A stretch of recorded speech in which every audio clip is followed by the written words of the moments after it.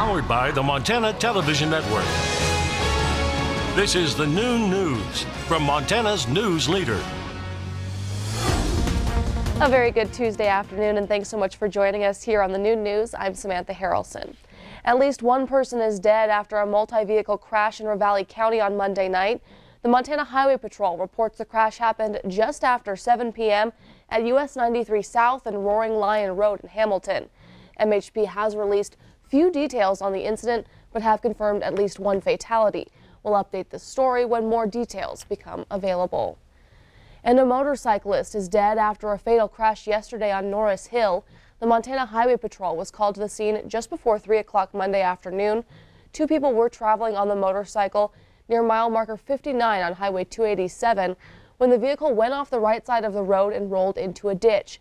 Both were thrown off the motorcycle. The driver was pronounced dead at the scene. The passenger was transported to a local hospital in serious but stable condition. Both the driver and passenger were wearing seatbelts at the time of the crash. The investigation is still ongoing. And a Billings man narrowly escapes being hit by a falling light pole in a busy Heights intersection. Dennis Rudolph was on his way to the Heights Target store in his convertible on Monday when the light pole came down as he sat in the middle lane on Airport Road. A delivery truck had struck the pole, causing it to fall. Rudolph told MTN News as he heard a crashing sound, he looked up and saw the pole coming at him, and he had very little room to move forward. The pole grazed his head and neck, coming to rest on the driver's seat.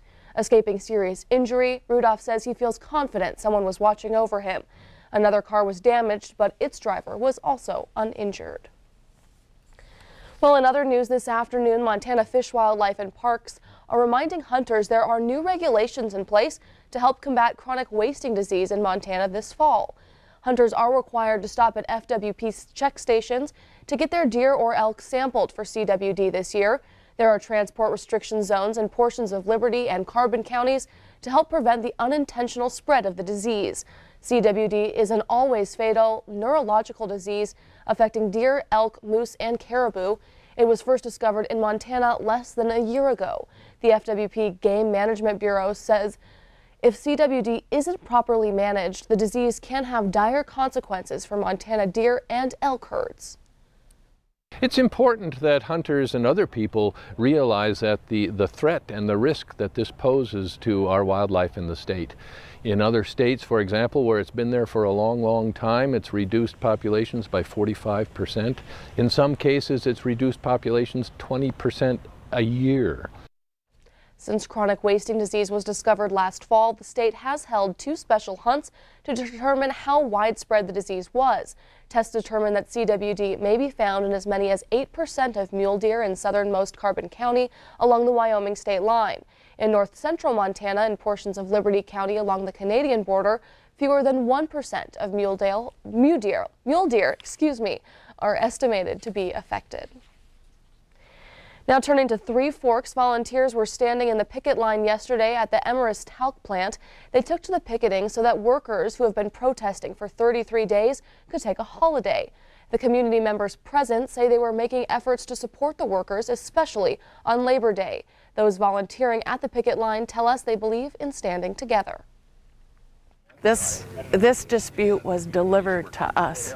It's local, it's a community issue, it divides the community, the county, the state, the nation.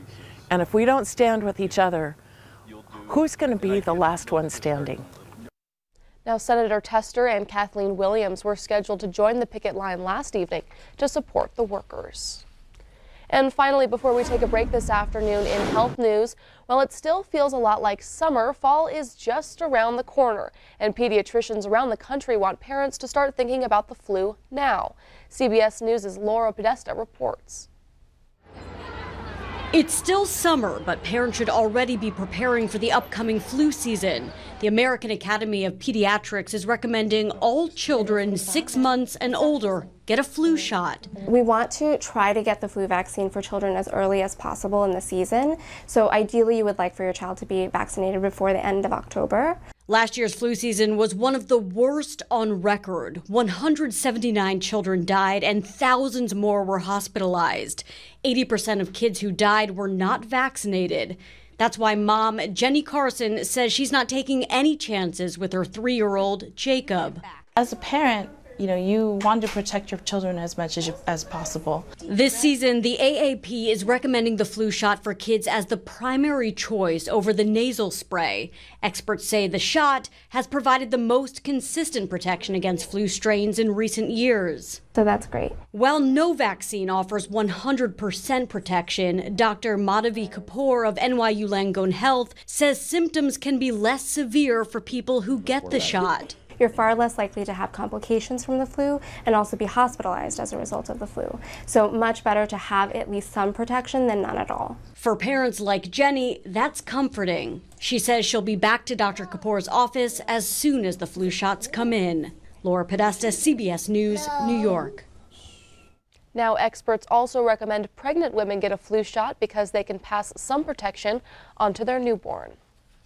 Well, thank you so much for joining us here on the Statewide Noon News. Coming up, Arizona's governor announces a replacement for longtime Senator John McCain. We'll have the details on his pick, but first, Ed's in with a full look at the forecast right after the break. Stay with us.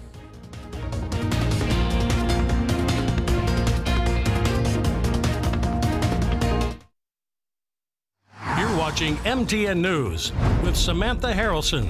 Storm Tracker weather with Ed McIntosh, and Farm and Ranch News from the Northern Ag Network. This is the noon news on Q2, Montana's news leader.